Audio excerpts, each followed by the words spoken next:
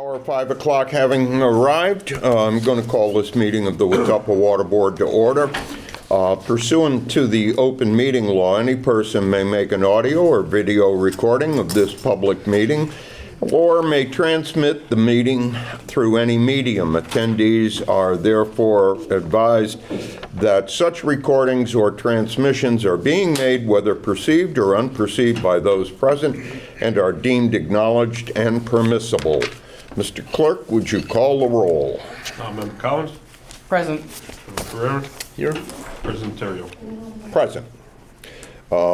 Item number 1, citizen input. Do we have any citizens? Hearing and seeing none. Item number 2 is the minutes of the previous meeting. Everyone received their packets, and if there are no corrections, adjustments, the chair would entertain a motion to accept the minutes of the February 23rd meeting as submitted by the clerk. So moved. Second. All in favor? Aye. Moving to item number 3, proposed leak abatements. The total of the leak abatements that have been checked and reviewed by both Mr. Ty and Mr. Ferlin, and we have abatements totaling $13,306.04, and the chair would entertain a motion to proceed with those abatements. So moved. Second. All in favor? Aye. So moved. Okay.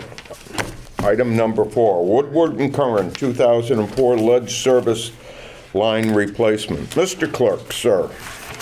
Thank you very much. So within your packet, you have the contract that was proposed by Woodward and Curran for the FY24 lead service abatement program.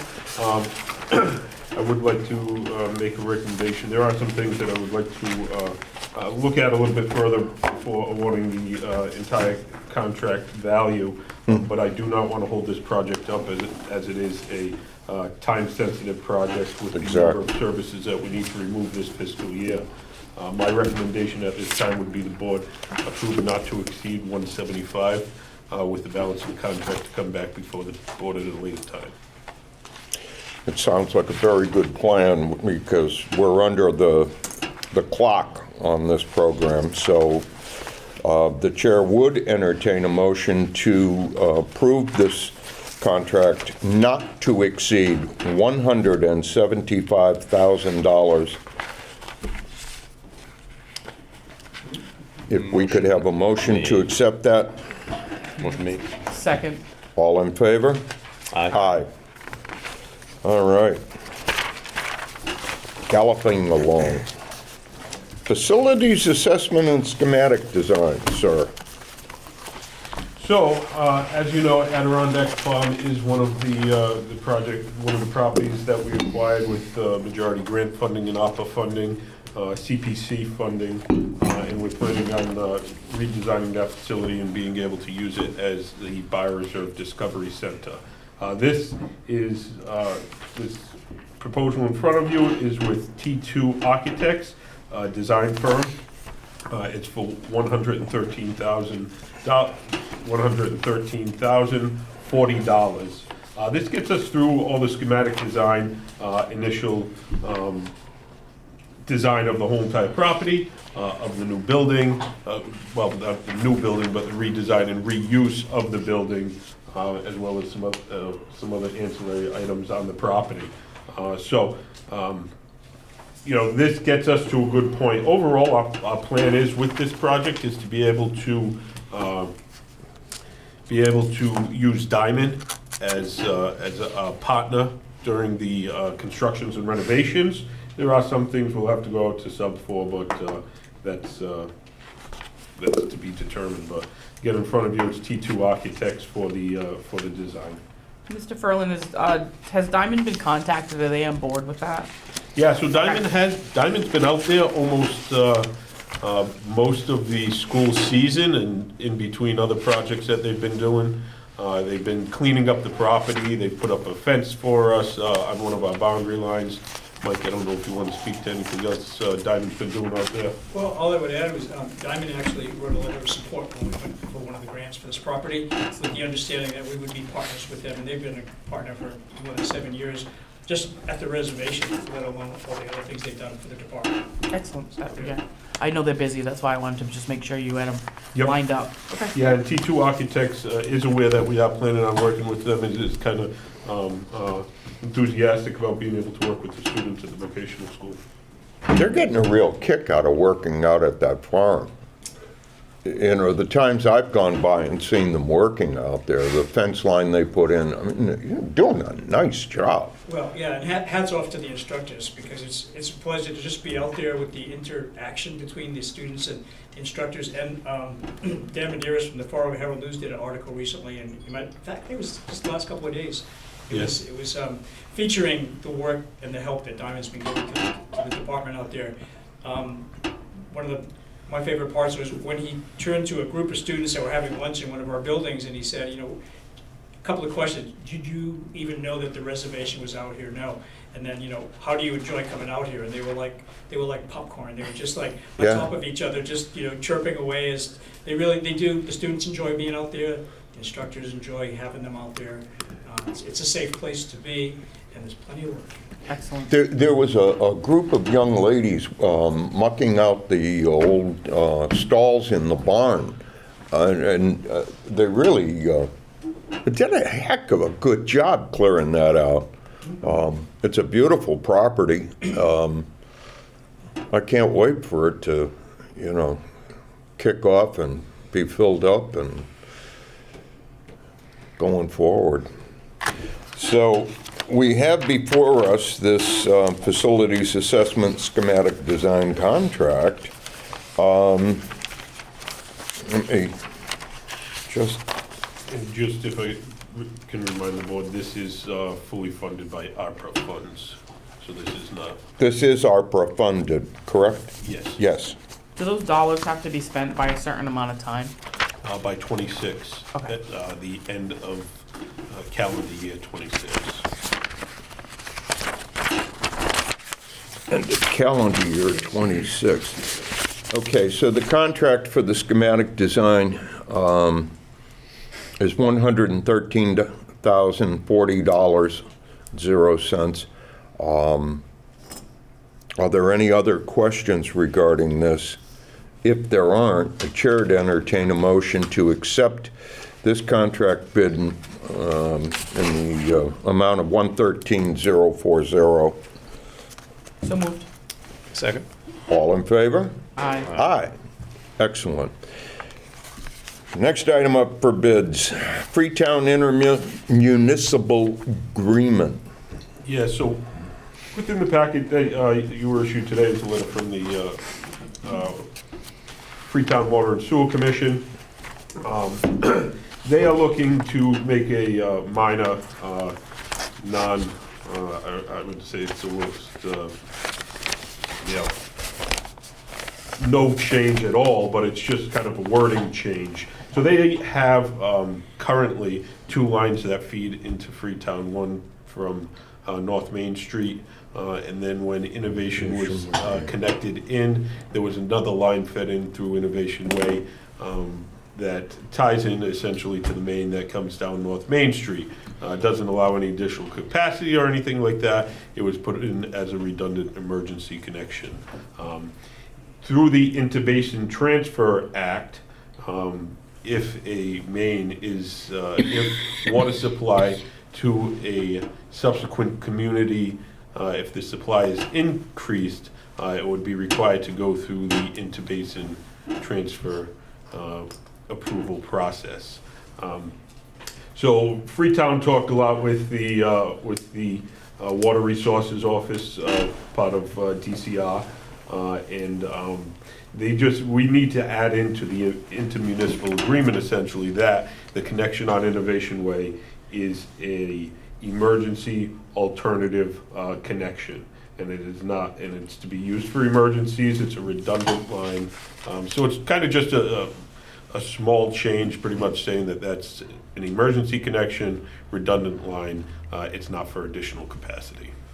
That's just in case of an emergency. Yep, exactly. So, with the board's approval, I could draft that amendment, have it changed.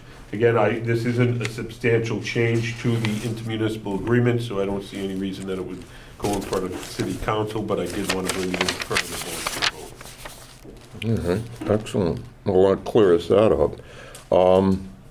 Are there any other questions?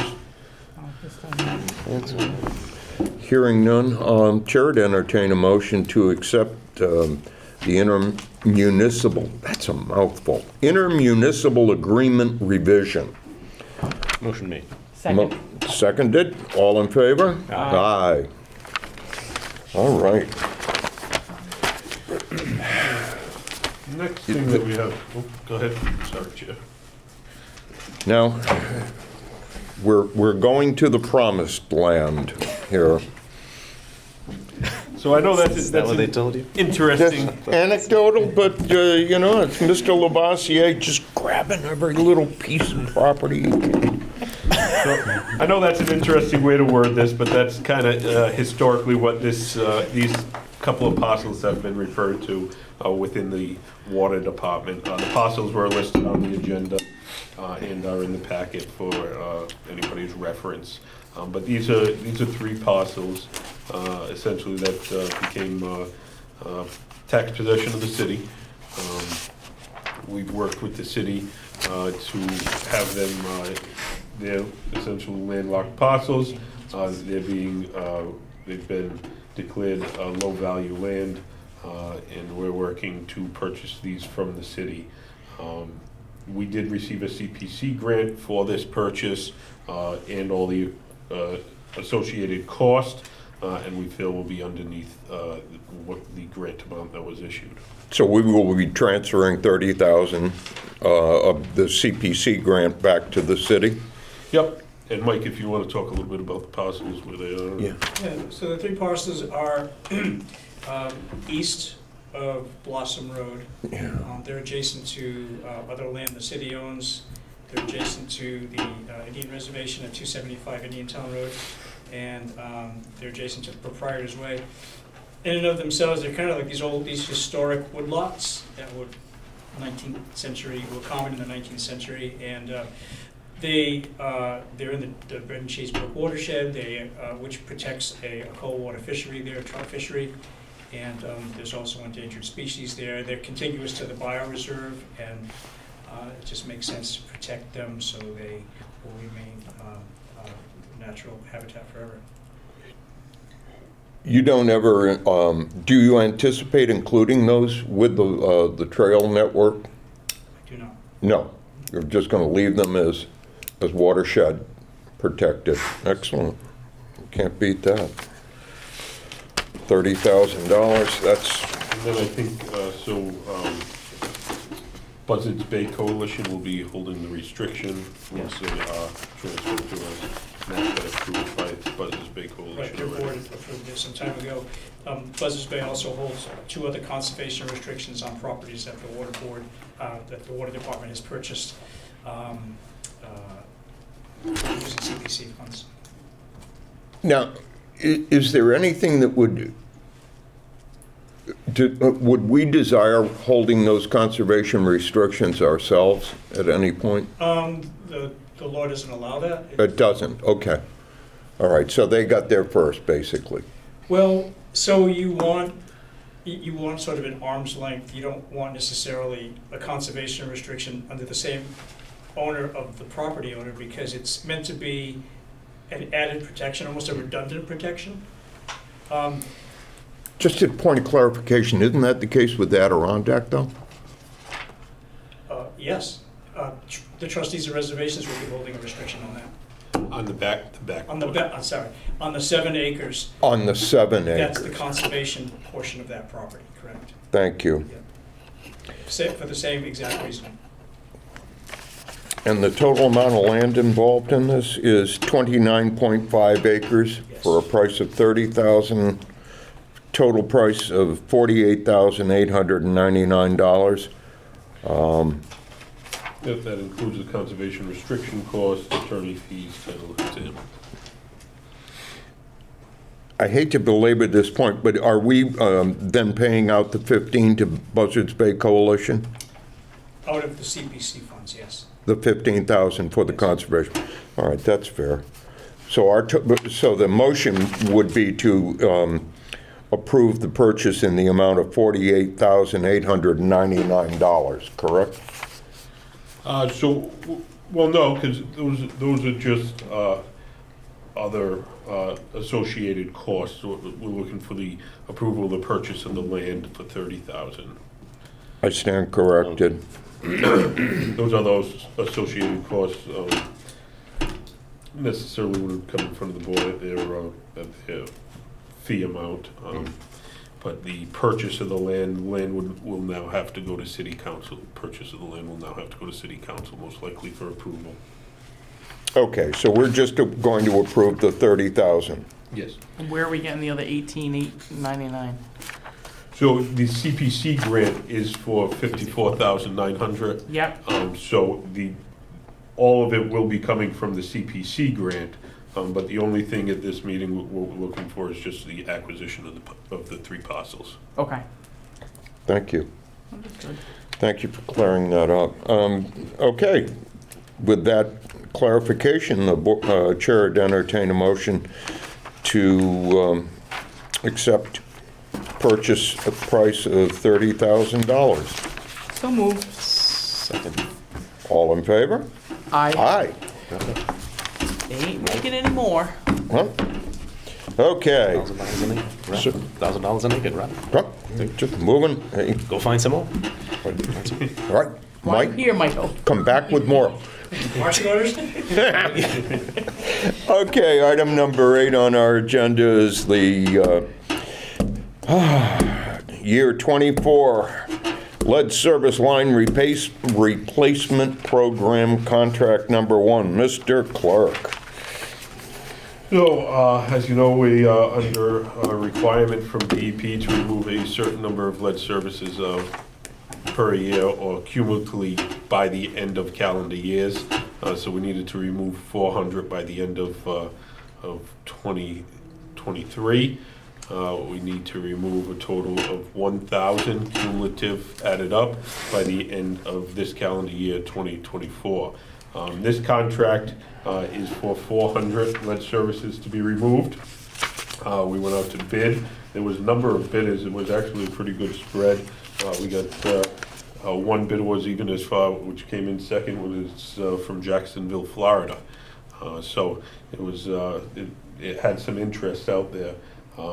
The low bidder was Bisco Contracting Corp. in the amount of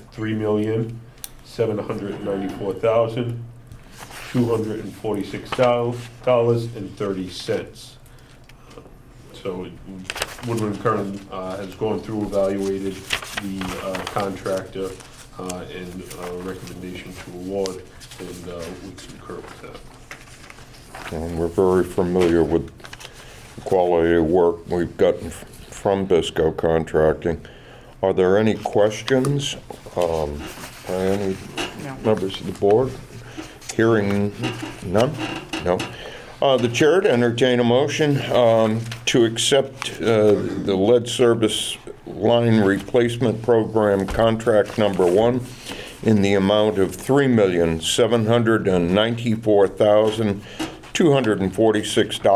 $3,794,246.30.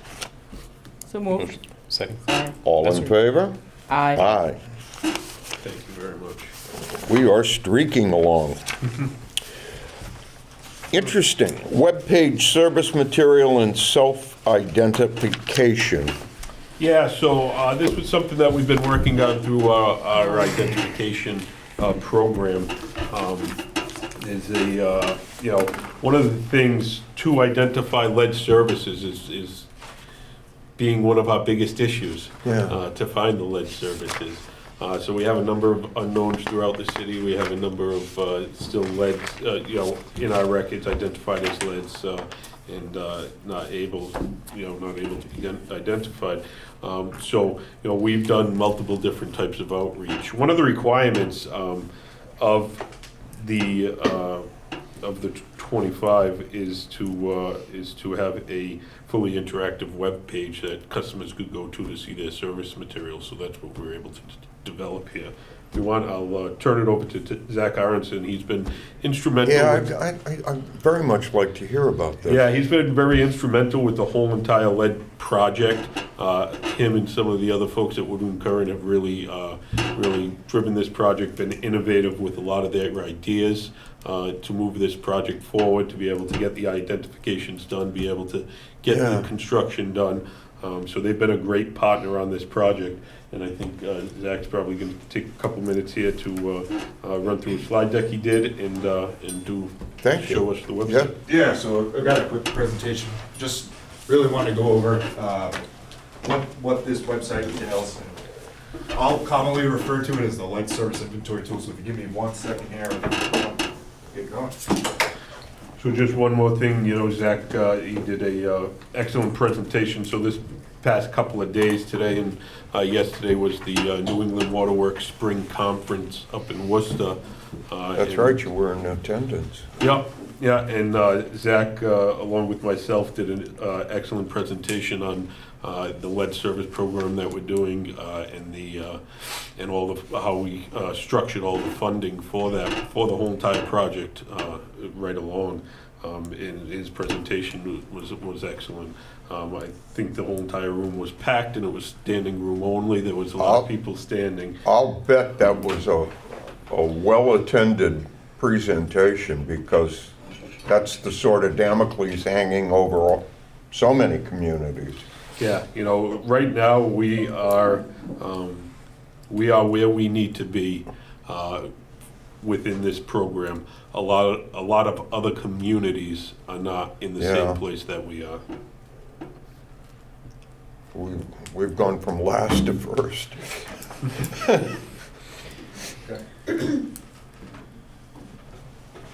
All right. I'm gonna just click. Do you have a clicker, Paul? Or? Yeah. Oh, excellent. Clicker. The clicker. What did you do? Nice, Paul. Should be good. Sweet. Paul unplugs him. Again, thank you for having me this afternoon. Again, commonly refer to this website as the lead service line inventory tool for the city of Fall River. I'm Zach Aronson, project manager at Woodland Current. That was underwhelming. Yeah. Oh. No battery in the clicker. I don't know. Second bumper again. No, it probably needs to go with mine. Anyway, not a big deal. So what's on the agenda for this discussion is the hub site. So this is where the lead service line inventory tool lands as a specific URL link code that you can go directly to the hub site, which contains the tool that shows both the public and private side of every water service in the city, but it also has some information on the program, tools for the replacement program, like the consent form and the pitcher filter instructions and those types of things. It's linked to the asset management database, the city's asset management database. So the tool that those public and private sides that are being replaced, continuously verified, continuously are in the, it's directly linked so that people are getting up-to-date information at all times. And then lastly, we'll do a little tutorial. We'll go through, look at a couple services, and then do some customer self-identification. That's also a part of this tool. So, so just going quickly over some of the elements that are involved with the hub site. Publicly available at thatlink.com, or link, leadsafecommunity.rgis.com. The tool was built off the Esri ArcGIS lead service line solution. So that's how we started it, but we customized it directly for the city. There's a mission statement.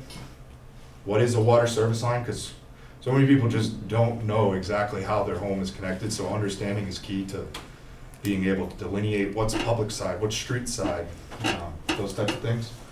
What is the city doing to help? How are we performing the inventory program? Next steps for unknown and lead services. Okay, now that I know what my service is, what do I do? Search your address, which is the map. You'll get a map, you just type in where your address is, you can find your service.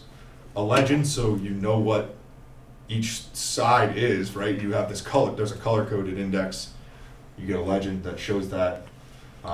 Additional resources for exposure to lead, so links to EPA's website on exposure to lead in drinking water, Mass DEP's link. And then finally, like I mentioned, lead service line replacement program documents and any press releases regarding lead. So eventually this link will be on the city's webpage, but it right now exists as a standalone thing. The other thing we're doing as part of this is as advertising. We're going to be advertising the website through a postcard that has a QR code that you can pull up on your phone, and will take you right to the tool. So, What languages is it translating into? so it has a full capability to translate in any language. So I'll show you that. Are you kidding? So again, I've been practicing. this is the water service line inventory program, sort of the mission statement. What is a water service line? You know, showing exactly what is owned by the homeowner, right? Like, 'cause it's different in different communities. Some people own just from the main to the curb stop. Fall River per ordinance, that's not how it is. The top customer owns the entire portion. Good old days. What are we doing to help? And then just how we're performing some of the elements of the inventory. Next steps for unknown services and lead services. We have records that tell us some things, but don't expect to be contacted by the city to perform an inspection. If you don't want to be contacted by a city or wait for an inspection, you may perform your own by visiting EPA Protect Your Tap. This is a tool that EPA made to show you how to find your service and get down on it. And what's a galvanized service, what's a lead service, what's a copper service. Once you've performed your inspection, then you can submit all that information with a photo directly to Mass DEP's self-identification tool. And that gets directly sent to the city's, the water department, and gets updated to the inventory. And then if you don't want to, if you have any questions on any of this, just call the water department and get in touch. So this is the search your address. So this is what this will look like. It's a simple address search right in the top left corner. You have both the public, the street side and the house side here. So on the left you have street side, and this is the same for every single point on here. And on the right you have the house side. You have the different materials that could be there.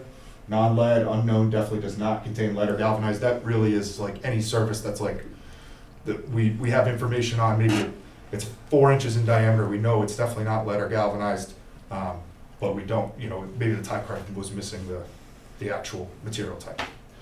Unknown, and then non-lead. And then what is the next step for these materials? Requires replacement, requires further evaluation, unknown, requires inspection, so on and so forth. This is information, links to exposure for lead, like I said, those Mass DEP and EPA resources, the city's information on the city's lead service line replacement program, and then press releases. There's been a few that we've done, or the city's pushed out, so we just listed those there. Link to the asset management database, utility cloud. So what does this have? Mapping attributes for city use on day-to-day work. Inspection forms for inspections at the meter, for inspections at the curb stop when we're digging down and inspecting the material. Customer self-identification, records review, and then replacement forms, full, private, public, whatever you need. And just so you know what those forms look like in Utility Cloud, this is a typical service line investigation form we have on the left. Shows the house, photo of the lead. In this case, it was lead. Asked for diameter information, how we verified the service, all things that are important to the water service line inventory in general that go up as part of the Mass DEP submission. And then a replacement form. One of these that was done on March 13th. And you could see, the new copper being installed, or the, old lead in a lot of cases, or confirming, a lot of times we're digging down, we're only doing one side. Getting that confirmation picture of the side that was non-lead is just as crucial as when we're digging down to replace lead. So just on this too, the utility cloud is the asset management software that we've standardized throughout water, sewer, stormwater for use. So our employees are familiar with the use of this. They're able to use the forms. George Garcia has hundreds of different forms and inspections and documentation built in. These were added in specifically for the lead service program. So when someone self-identifies, it self-populates a standard form that you guys are already using, or? So when they self-identified using the DEP's website, Yep. so there's a link on our website, and you can click on I want to self-identify, and it brings you to a Smart Sheets page that DEP has set up. Okay. There's a list of questions that the customer fills out, and then that gets emailed to an email group. I'm on that group. I think Zach's on that group. We set up a independent email just for this project, lslr@fallriverma.org. So that email is on this. We didn't want it to go directly into Utility Cloud because we want to be able to check it and verify it. Like over the past couple of weeks, we've gotten some, one of them, two of them came in with pictures of the service and stuff like that. One of them came in saying, I don't know what it is. So at least that way we got their contact information. This way we were able to contact them, schedule an appointment for somebody to go out and inspect. Yeah, it's a touch point, right? Like even if at minimum we get a touch point, we have someone who's demonstrated interest, right, in the program, and now we have a phone number, which in a lot of cases can be like the path to victory on this. Yep. So Yeah. even just if we can get a conclusive inspection out of that, great. So here's the tutorial. I'm going to go through like an address or two, and the link for that Mass DEP self-identification tool is right in the points themselves. So I'm going to get that up right now. We'll run through a few points.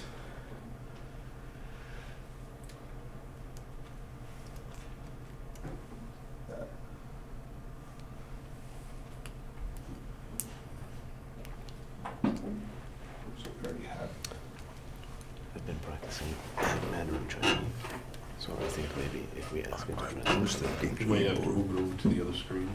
Yeah, I got to turn this off. I wonder if there are any dead languages. Yeah. Is this in use in any other community in the Commonwealth right now? So this was built for us. It was built for us. Yeah, it would be very tough to have a model because a lot of communities are different, and there are a couple of different types out there. I think Chelsea, has one up next to Boston. I was just curious as to response. I think a lot of it's new, right? Some folks have like this sort of like dashboard where you can see the inventory, but a lot of people don't have the customer self-identification portion. That's still new. Like Mass DEP only put it into use, I think, a year ago. So, but and one thing that's big is you got to advertise its use. That's that's why we're here today. So, public meeting can really make sure that people are aware of this thing, and that we're also pushing out these postcards to every lead or unknown service within the city that has this QR code that comes right here. Yeah, this is really the kickoff for a bigger public outreach campaign. We're going to do targeted social media advertisements, even though I'm not a big fan of social media, a lot of people are. So we're gonna do some targeted social media advertisements to do this. Mailings to all houses that are listed as unknown service material, as well as we're also gonna do a reverse 911 call to the whole entire area to let people know to be on the lookout for the mailing, and they have the ability to go to the site to look at this. I'm sure you've taken this into consideration. I was just based upon my own experience in the past, which is eons ago. I think it's important that we stress that compliance is a requirement of receiving service, and that if you do not respond, we will in fact take steps. So we've been doing outreach now for a year and a half, trying to do inspections. So we have a number of people that we've done multiple outreaches to, 10+ outreaches, whether it be mailings, phone calls, door hangers, with no response. Now we're taking, one of our inspectors is doing a more targeted door knocking approach to those houses on Saturdays and Sundays. And the letter that he's leaving has the postcard that'll go in the mailing, but it also has the next step of letter that we're mailing out, which is non-compliance. We have the right to discontinue water service. You know, by ordinance, we have the right to go in and inspect. Oh, absolutely. We can disconnect. And inspect. You know, again, that's the next step that we're taking. And you know, it works. I was just talking to the inspector today. He got a call from somebody, and she said right to him, well, I didn't look at any of your other notices because it seemed like it was optional. This one's making it look like I need to do it. So, that... It's got to be mandatory. You know, once you get to that point, it's going to change some of the people's minds. If you're doing door knocking, can you do that on if somebody has a non-solicitation, could you still have the right to go onto their property because it's a municipal service? I would say we're not soliciting anything. Yeah. We're trying to gain access to our water meter, which we have rights to by ordinance. Yeah. Ordinance gives us the permission to enter at any time. Yeah, so I just wanted to Yeah. make that known, so they're yeah. not getting chased out by somebody's pit bull. Mhm. That actually happened when they were reading bet you- meters one time.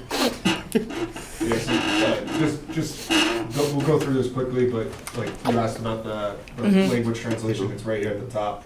Pick any language, and it changes the whole webpage. Fantastic. So, Oh, there you I'm go. not gonna keep it on there because I cannot read whatever, what does this say? Who bad, I don't know what that, I haven't done that one. Not to say that's not a great language. Arabic. Boy. I was Am I just, just messing stuff up? Oh, I love it. That's beautiful. I know, usually they have it United at the top. And that's almost right away. If Or you you can don't, just do this. if you're not there for the appointment. I'd like to say. There we go. So, again, here's the mission statement. Say you have some folks that are open this up and they're like, I don't want to read all this. I know what a service line is. I want to go to my address immediately. You search down and this will ping you right here. Give you the steps for searching your address. So that's what that button's for. Just to have another touch point of like, I don't need all this, other stuff, other information. I want to go search my address. You click that, drops you right down immediately. What is a service line? It just shows that graphic again right there. It's not right in your face though. You can drop it and close it. Some of the steps for unknown service lines, and then searching your address. So do 90 Stanley Street.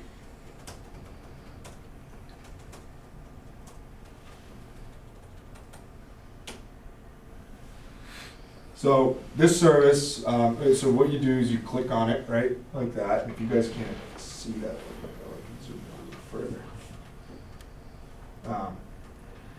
You can look at it, and then you have, the actual address, the account ID, what type of building it is, when the building was built, what the street side is and what the house side is of the service. And then say if it was an unknown service, you could click this here and it will bring up this tool that the Mass DEP Smart Sheet. With this is where you could actually self-identify. You enter contact information. It'll do my stuff. All your information, what the build year was your constructed. You have the ability to access this by phone. It's very mobile friendly. And then once that's submitted, an email gets generated. We get these all the time, Paul, but email on weekends a lot lately, and you get nice photos though, and all the information that's required. So this particular service was replaced a couple weeks ago.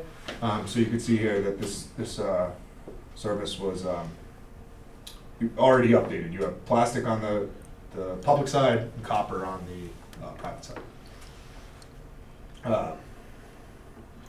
Again, blue constitutes non-lead, red constitutes lead by records review, gray constitutes unknown, green constitutes unknown, definitely does not contain lead or galvanized. So these are all, that's any service in the city, you can do this, you can see how many points there are for a lot of these. It does, once you zoom in and out, it doesn't load all the points, so it makes it a little easier to utilize. So like, you look at all those services. Yeah, again, so this is every property within the city, every service within the city.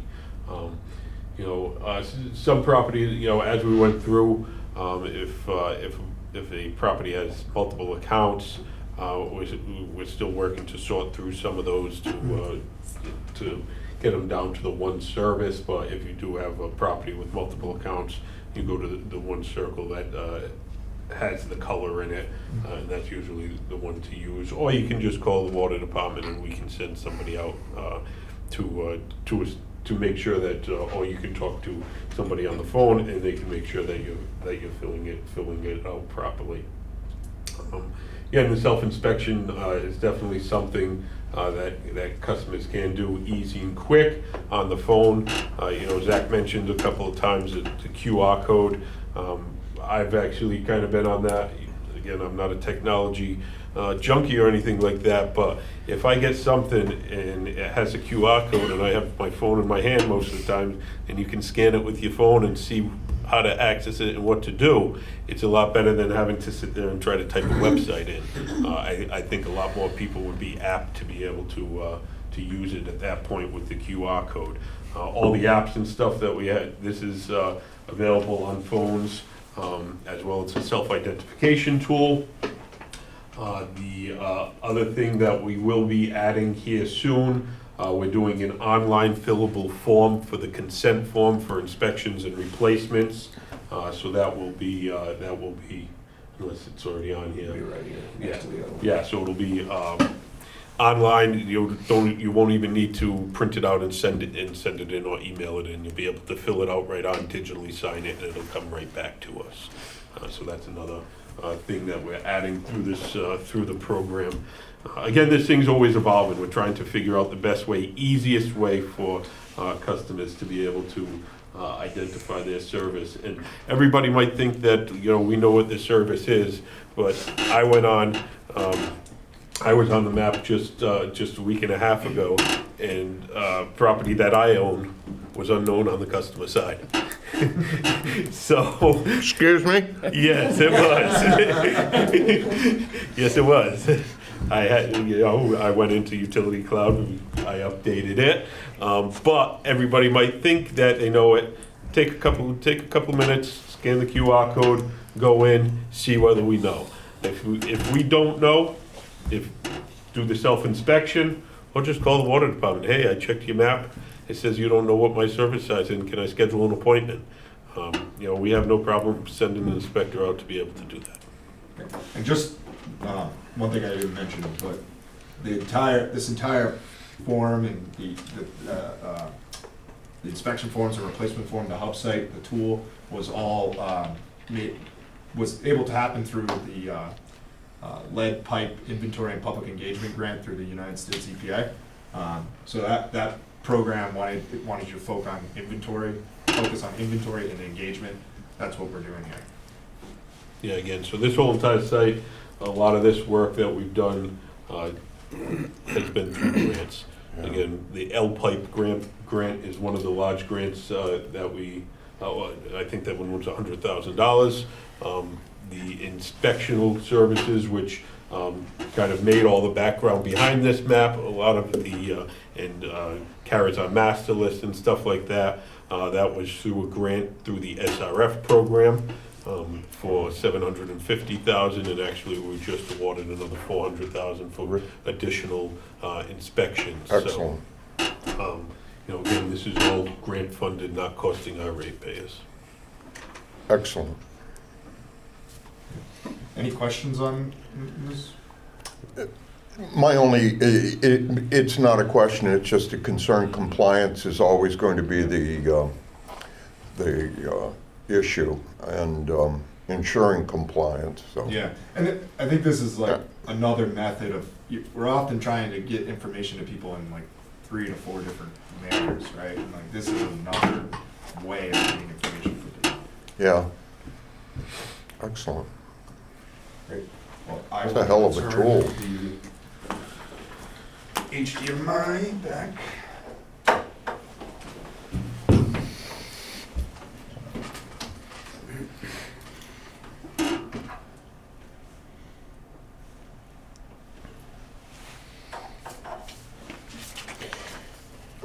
That's excellent. That really is. Thank you. As I said, yeah, Zach and his team has put a lot of work into it. George Garcia in our office with the utility. I mean, you can see a lot of work has been done in this. It's just incredible. Outstanding. All right, we're moving along. Next item for consideration, item number 10 is a modification of the fiscal year 2025 water rate and the budget of, as we voted on at the last meeting. Yeah. Mr. Clerk. So our budget did go, budget was in front of Committee of Finance last Tuesday. I was there, Zach was there as well as Mr.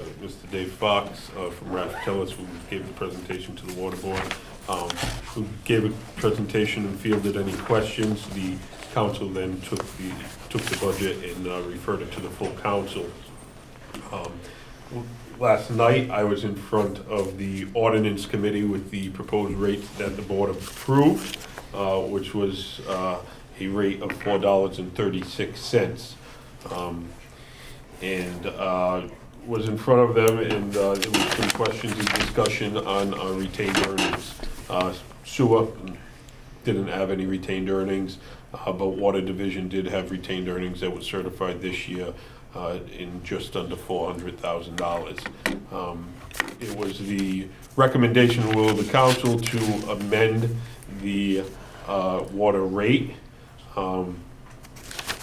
so that we would use certified free cash in the amount of $398,446 as a revenue source within our FY25 budget. Again, that's not a very good budgeting practice, as was explained by Mr. Fox when he was in front of this board and the council on finance. But the council is trying to lessen the impact on the ratepayer in a 1-year time frame. The recommendation, and they understood that next year recommendation was a 5% increase on the water and sewer rate. So the discussion was next year we come back with a higher rate increase in the 10 to 12, because that's what we'll need to make it up in the 10 or 12% range next year on the water to make up that difference. So it was a reduction in the rate and down to a water rate of $4.24. The budget did not change overall in the amount of $16,173,094. Again, I just put it in front of you because the revenue side did change because we're using the utilization of retained earnings as a revenue source within the budget. Do we have to accept the council's request? If I may, under the city ordinance, under the powers and acts of 1871, the water board shall have an exercise subject to any order of the city council, all of the powers. So basically, the council can say to us, we would, especially in this case, we would prefer that you use your retained earnings, and that is a decision that they're making and that we can follow. My feeling with all of this is that they're just kicking the water can down the road. And we're gonna, will they remember this next year? Like we literally spent a lot of time and some money to bring a professional in to explain to them, like, this is the best practice, this is what we should do for the future of the city, and then they come back and say, well, no, we don't want to do that, like, with no professional opinion coming from any other body, I guess. So I don't necessarily agree with it. I think that, we had data and we have, information that provides that should be at the 436, so that we're not using the retained earnings, so that we have that money, for a rainy day fund. Although we've had a lot of rain. We have a lot of water to sell, but I don't know. Your point is extremely well taken, and the reason I just brought up the powers under the Acts of 1871 is we are the agents of the council in so many ways. I agree with you. I'm torn on this one, but I think seeing as it's not exactly unheard of, it had been used in the past, and like I say, I'm torn on this. But as a good soldier, I'd follow the council's lead on this one, and I think it'll be important to remind them of this when it comes budget time next year, assuming they remember. Your point's well taken. Chris?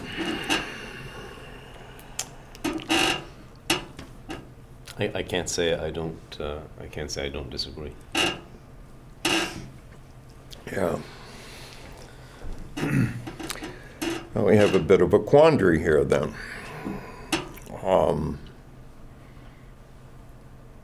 If we make you go back and tell them no, what happens? Realistically. Because we not to, Yeah, I'm not sure.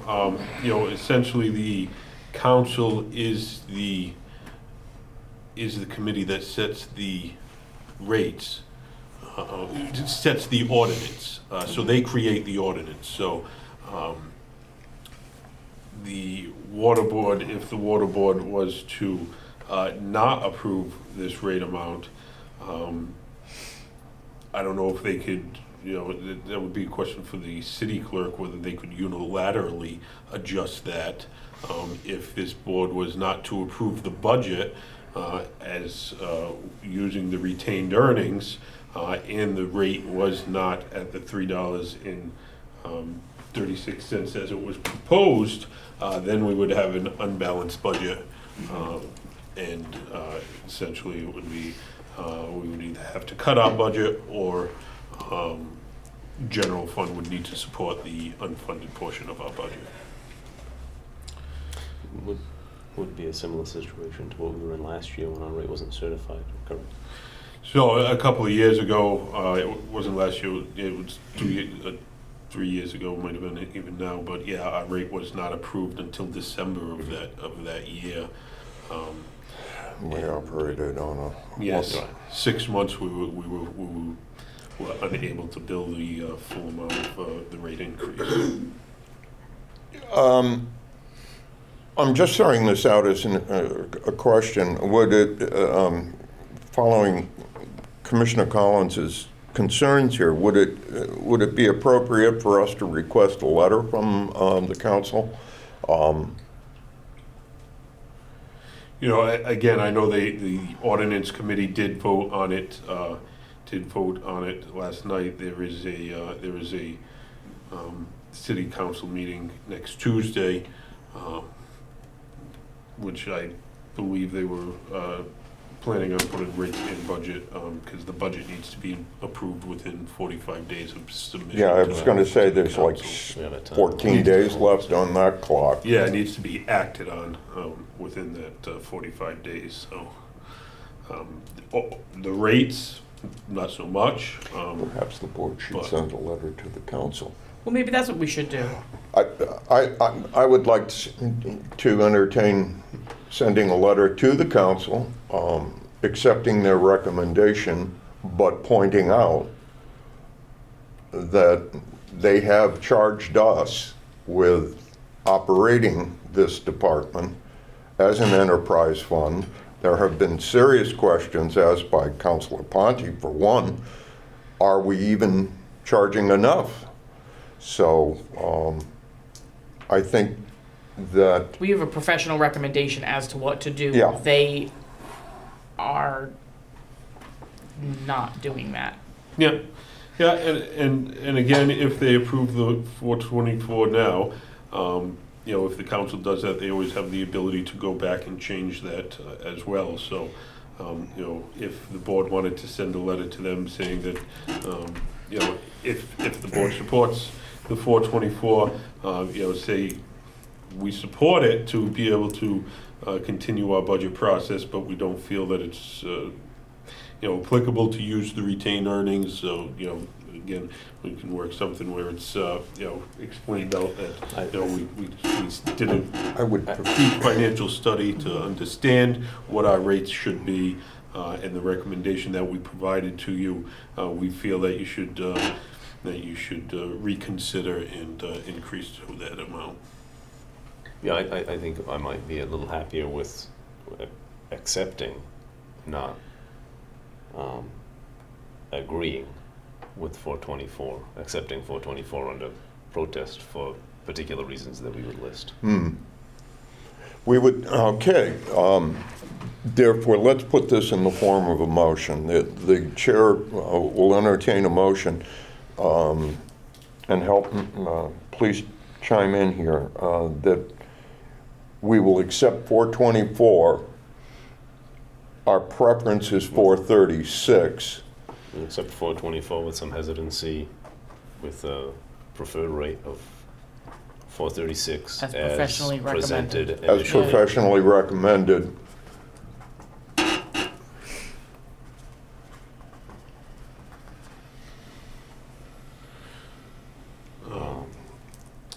If you also want to put something in. We may want a few.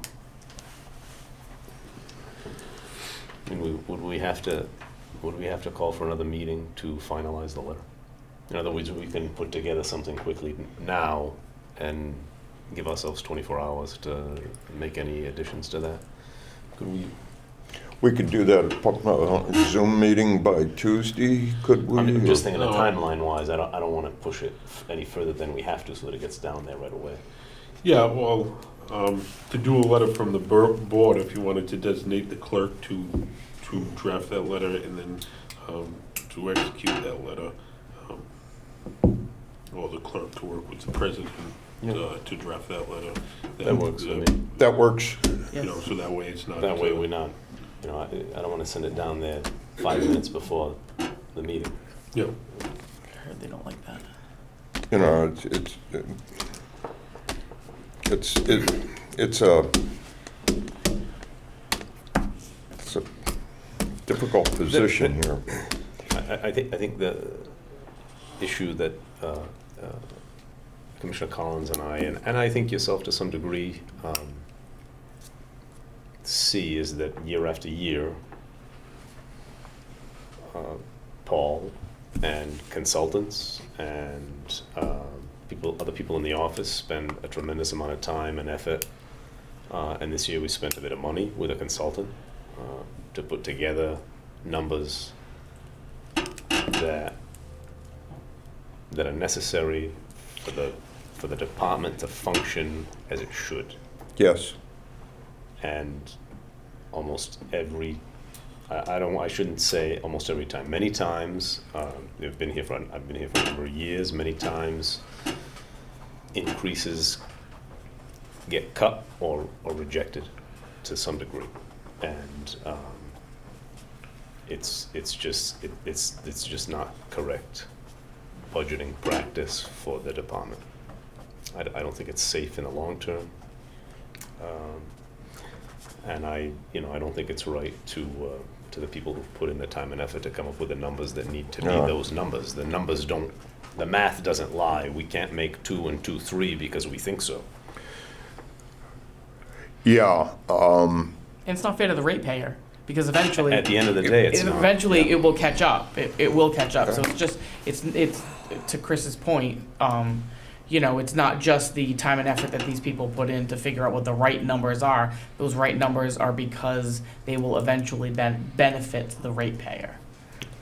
So, I'll get off my soapbox. No, it's not a soapbox. You're doing exactly the right thing. I'm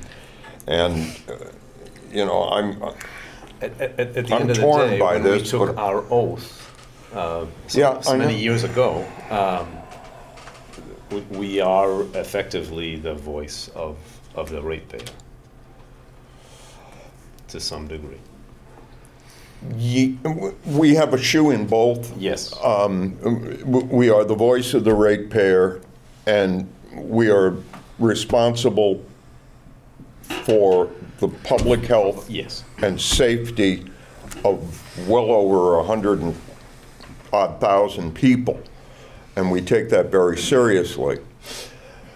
The council holds a trump ace in that the power that was delegated to the city by the Commonwealth rests with the council, who has delegated that back down to the board. So,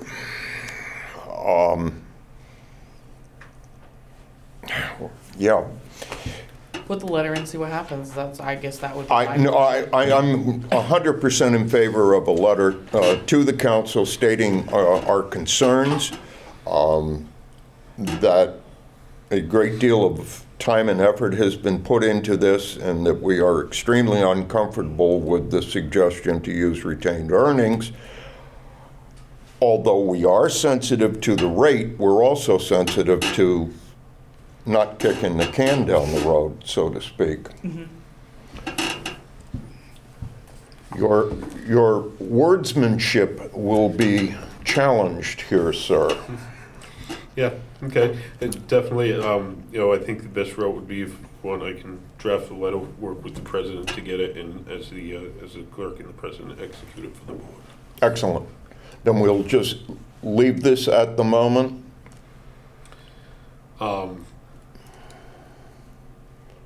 It's the board's will of what they want to do.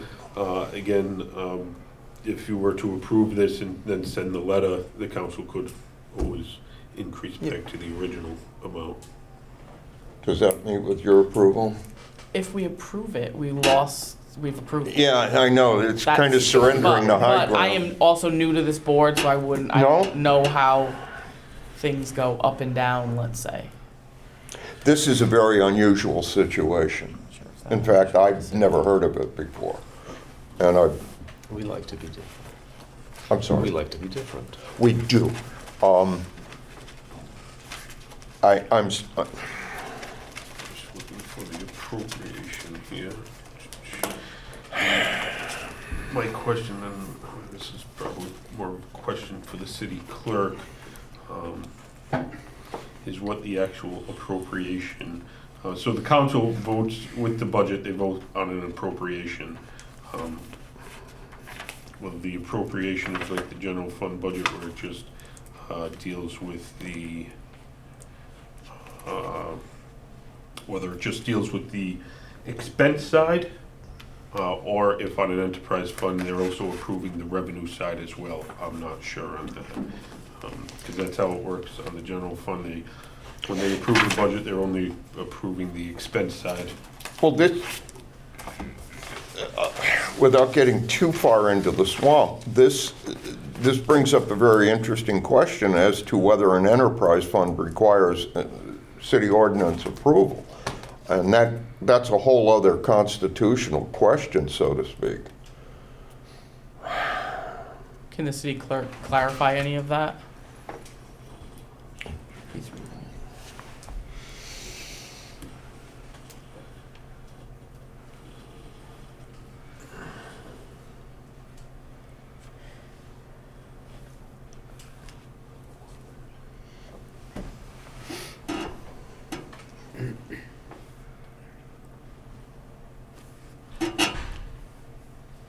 We should have a commercial announcement during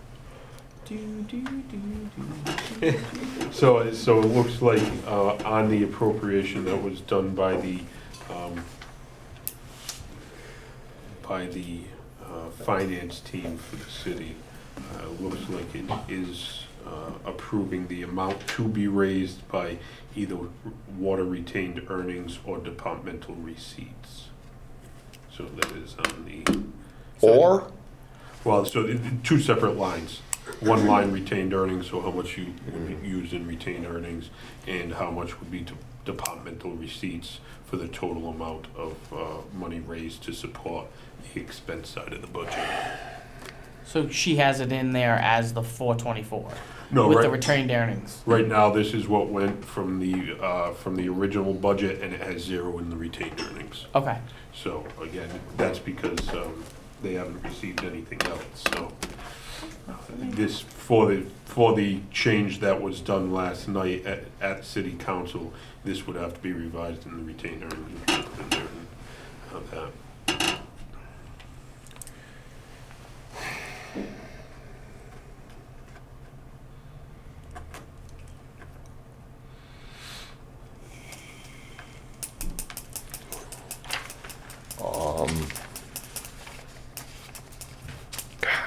Don't want to use retained earnings, really don't.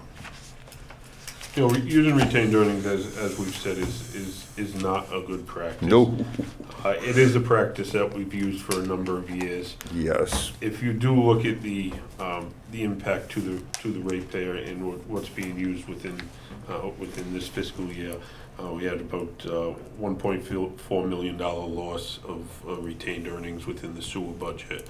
And again, this is the water board, but overall impact, you know, 1.4 million on the sewer side, and 300,000 on the water side, roughly what we used in last year's budget.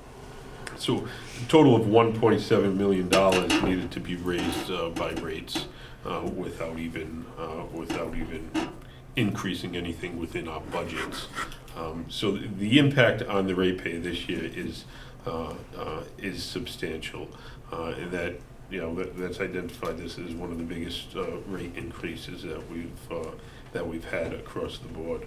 Again, with this, you know, and I think the council's will when the ordinance committee did this was to try to minimize the impact this year and be able to spread, and that was said directly at the meeting last night, was to be able to spread it over a 2-year period, to be able to take and be able to lessen the blow this year, but then understanding that next year, rather than the recommended 5% rate increase, it would be a 10 or 12%, however it works out for next year, because you would have to make up that retained earnings that you used in this year's budget, plus then you also need to make up the retained that you would have left at the end of next year's budget.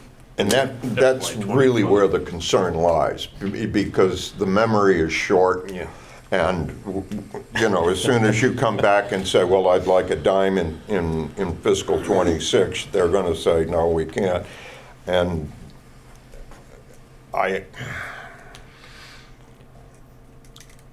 Are we running for election again this we upcoming aren't this year, next year they are, and that's part of my concern. Because if because- we end up with a new council and a new mayor, then, you know, it's not their responsibility to uphold that agreement that No, not at all, the dead guy did, you know? not at all, not at So- all. So then, next fiscal year's budget would still be. We'll still run under this Yeah, council and this mayor. The current council. Yeah, everybody was just instated this past January. Can we send the letter with our concerns and then hold our vote of approval for next week? Can we do that?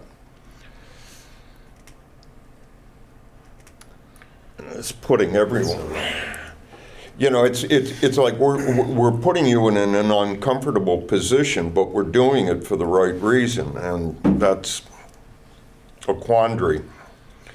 I mean, push come to shove, they could remove all of us and just do what they wanted, but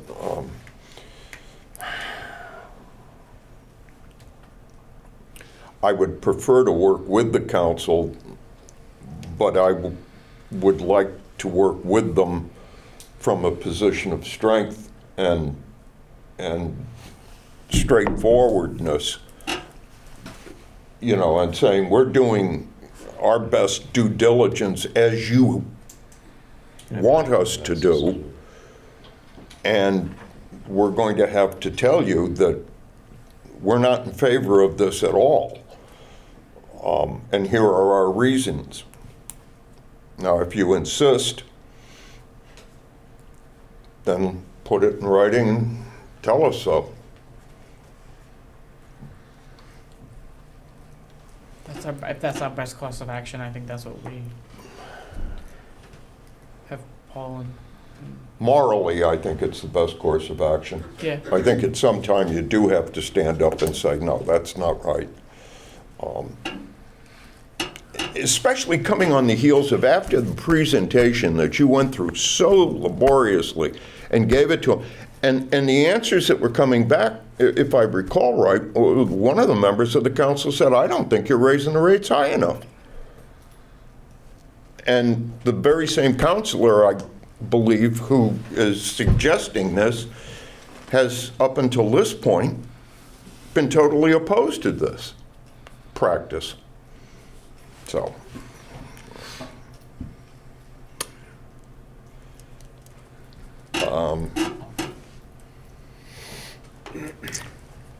How do you wish to proceed? If I may, you better, I was not at, I'm sorry. I was not at the meeting. But you know, you got a good feeling that we won't have short-term memory for 2026? Fiscal year 2026? And it isn't anything that we can hold anybody to, but I'm just curious as to what your feeling was. You've been down there a number of years now. You know, Get an idea how to feel people out, more or less. yeah, again, I would naturally have hesitation because what's to say when they see free cash next year, if there is any, they don't want to use it to subsidize rate increases. You know, it's a practice that's been used for years because nobody likes to see either the stabilization account or a free cash account carry money. They say, well, the rate's too high, which isn't the case. That's how any budget It's a should. fiduciary Financial responsible institution thing to should be do. done. Needs to operate. Yes. So, am I saying that that's what's gonna happen next year? No, that's not what I'm saying, you know. could something, go on the record, to the council so that it could be pulled out next year? That this is our plan to increase the rate by what we were taking down this year, plus whatever's needed for next year's budget, so that it's on the record and it's a letter that could be brought out to remind the council of that. That's a route that I would be a lot more comfortable with, so that way, we have it saying we're starting next year at a 12-cent increase, and then we're building our budget and our rates from that rate, not starting at the 424 next year. We're starting at 436 and building our rates from there. I'm not opposed to that I recommendation. like that. I'm not opposed to that. I have one quick question. Tom, what did we lean last year? How much? Any idea on water? 1.5 million? Yeah, I think we were a little bit higher last year. I don't think it was, no, I thought it was 3, excuse me. Nowhere near 398? You know what I'm thinking? Yeah, no. Okay. Sorry, that was combined that I was thinking.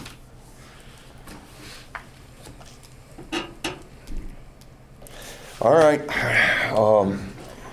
I'm not, have you got enough of a feel for this to put that in the,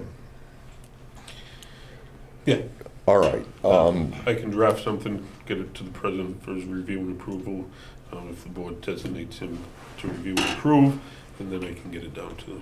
So we'll approve pending receipt of the communication the clerk will be sending from the board to the council regarding this issue. So moved. Second. All in favor? Aye. Aye. Thank you.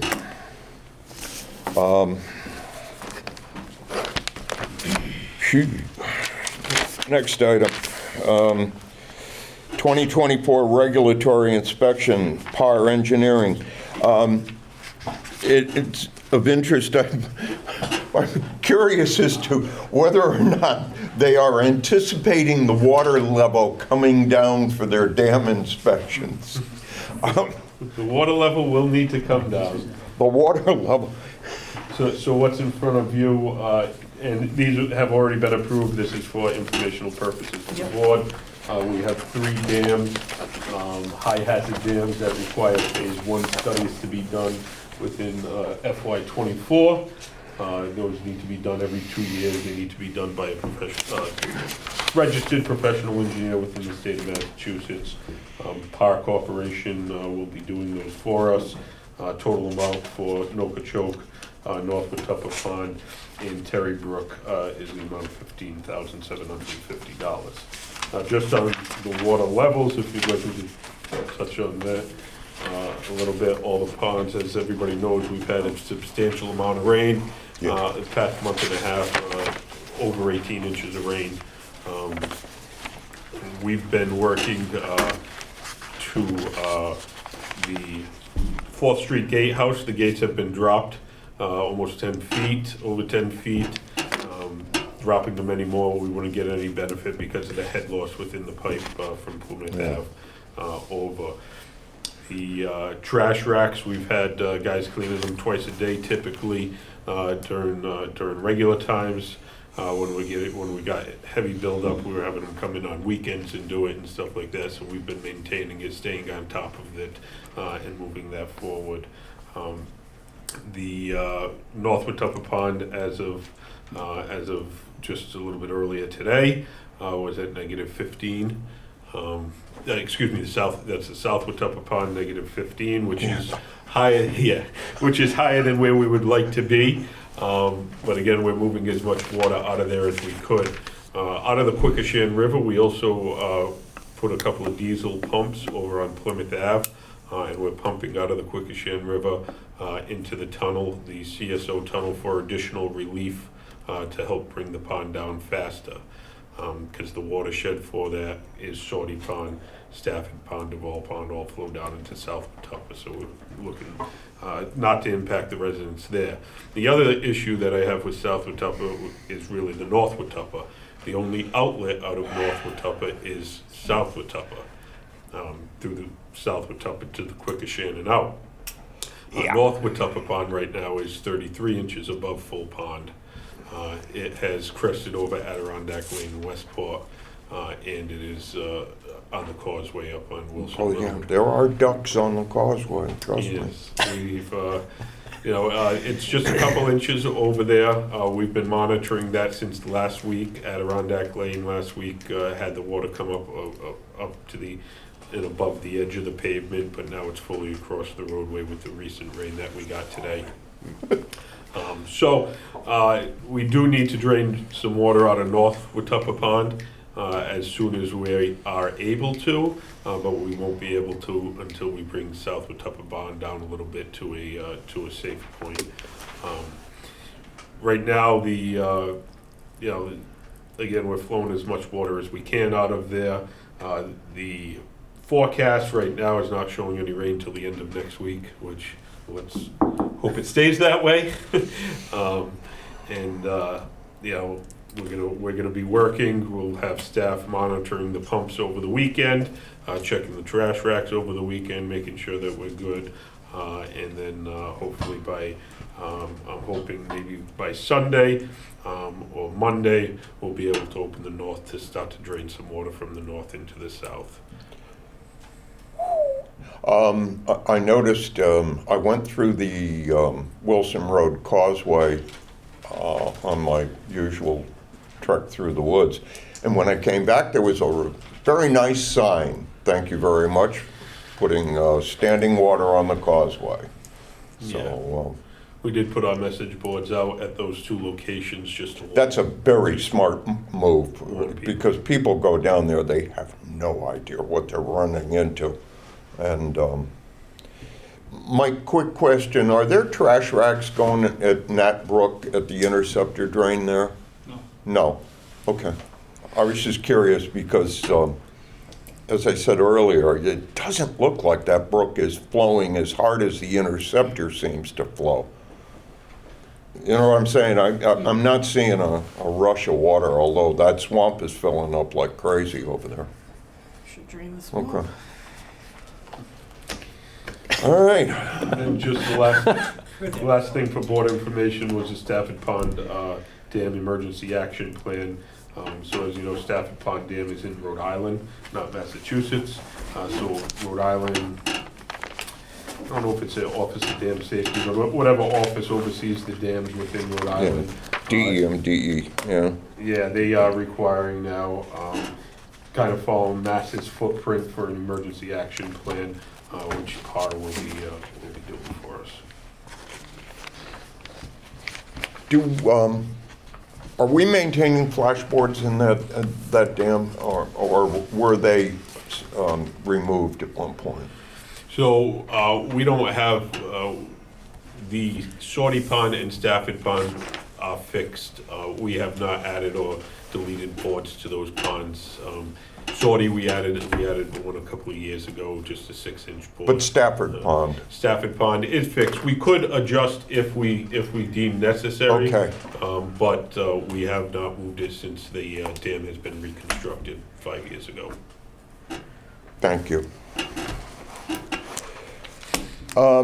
Updates. I believe Commissioner Collins had a question regarding Westport's vote upcoming.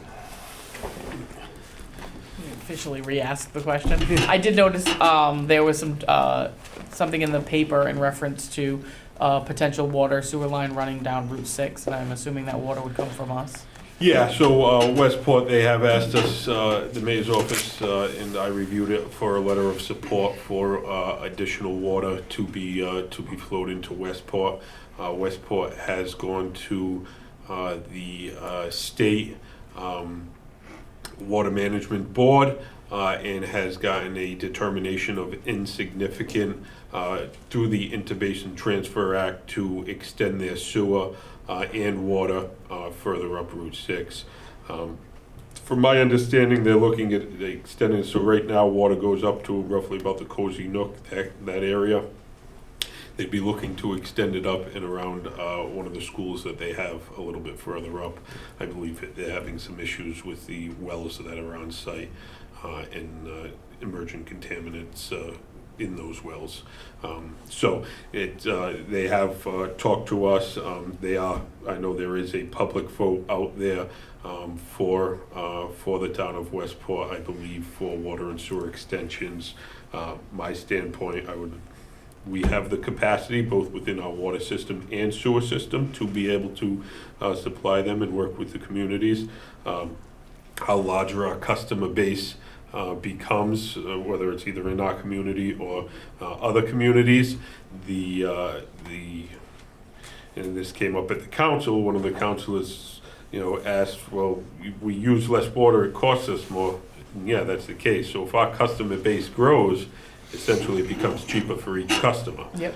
So that's a good thing for our customers as well as Absolutely. other customers. We have the available resource to be able to sell. If they have the customers, we'll supply it to them. So there's talk there. In relation to Freetown, I was just contacted by them in expansion of their sewer. So that's a good thing up in that area. And then North Tiverton is expanding their sewer system, and then North Tiverton Fire District and Stonebridge. Again, I've heard that Stonebridge Fire District, that their plant is starting to show some age, and they have a smaller customer base. So I think they're looking at whether it's worth improving their plant or looking at other options. Are they still using that French filter system at Stonebridge where they have to backwash? Yeah, they do a number of backwashes, actually. Yeah. We take their backwash sludge at our wastewater treatment plant. Yeah. They'd be wise to just plug in. It'd be a lot more cost effective for them. Thank you for the update, I appreciate it. No problem. Are there any other business come before the board? Not hearing any, the chair would entertain a motion to adjourn. So moved. All in favor? Aye. Aye.